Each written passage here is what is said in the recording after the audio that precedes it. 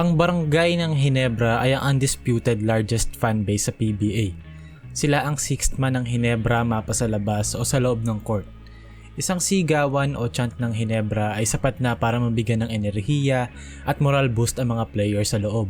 Si Chris Ellis ang isa sa mga former players ng Ginebra na masasabi natin na inaabangan at tinitilian ng mga Ginebra fans. Isang slam dunk o high-flying plays lang ay sapat na para magwala ang live crowd sa arena at mabigyan ng boost ang Ginebra. Pero sa kanyang mataas na paglipad ay sumunod ang kanyang biglaang pagbagsak at pagkawala.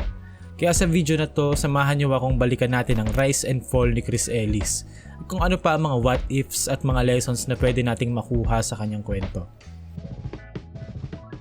Si Chris Ellis ay ang 6th overall pick ng Barangay Ginebra noong 2012 PBA draft. Everyone was expecting Chris to be drafted by Ginebra, pero they pick a different Chris. Number 6 pick of Barangay Ginebra, San Miguel, Chris Ellis.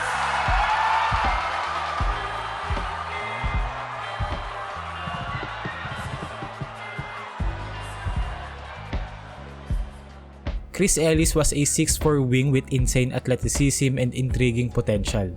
Being only 23 at draft night, yung potential talaga niya of what he can be as a player was very intriguing. It made sense drafting Ellis over Chu dahil Ginebra is already set with their backcourt and historically been a guard-oriented team, at least in the 2000s. Bago pa man makalaro si Chris Ellis ng isang PBA game, naging isang internet rookie sensation na siya. Matapos maging viral ang isang video ng tune-up game ng Ginebra kung saan pinosterize ni Chris Ellis si Noy Baclaw ng Air 21. Dahil dyan nagkaroon ng excitement sa mga fans na abangan si Chris Ellis every game para makita ang kanyang mga high-flying dunks and plays. And that anticipation got a lot of fans crazy whenever Chris Ellis breaks out for a dunk.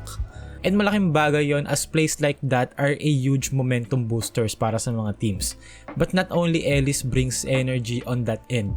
Sa depensa, Ellis also on his rookie year was a promising lockdown defender, having the size at 6'4" and athleticism to guard 1-4.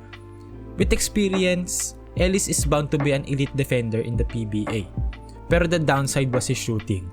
Chris Ellis shot 28% from the 3 and 53% from the line on his rookie season. And for a wing player, that was very well below average. Though occasionally he made clutch corner threes, kapag left wide open, kaya niyang i-hit yung 3-pointers on a fair amount. So the optimism was still there na madedevelop pa rin niya yun.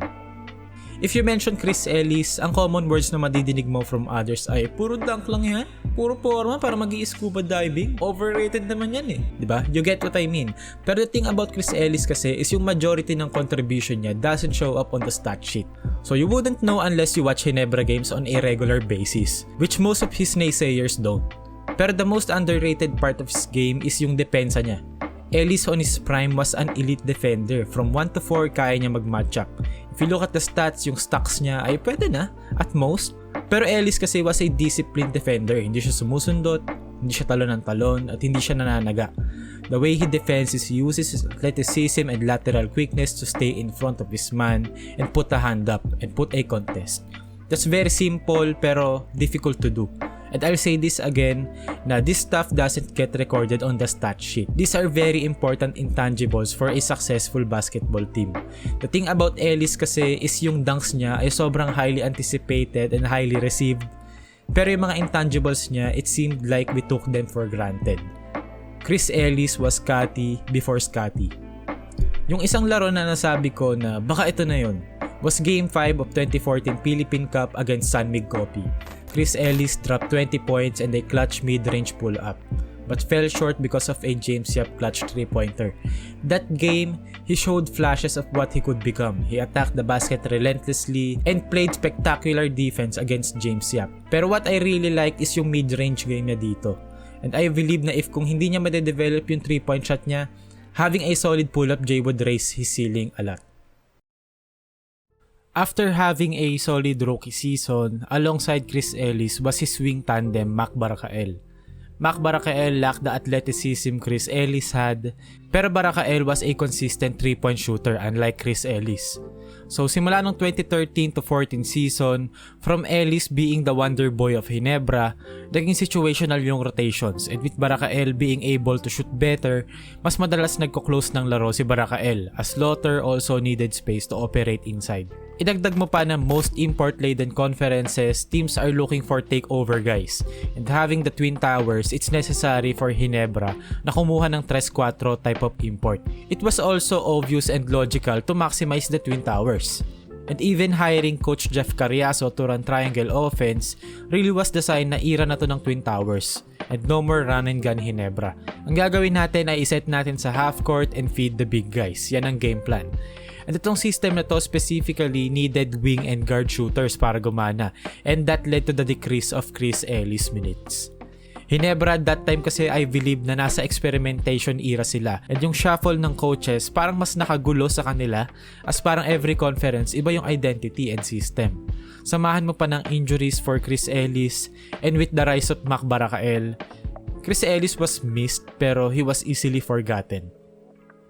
Bago magsimula ang 2015 season, it was announced na Ginebra is tapping Coach Tim Cone to be their head coach. Of course, Joe Devance was part of the deal in exchange for Barangay and Prince Caperal.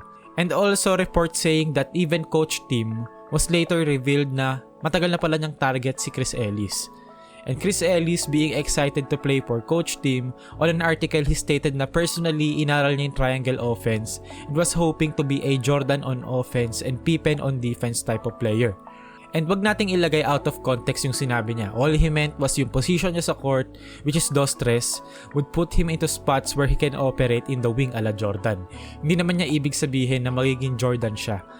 And as a triangle offense fan, nung panahon na lumabas tong article na to, nag-agree ako.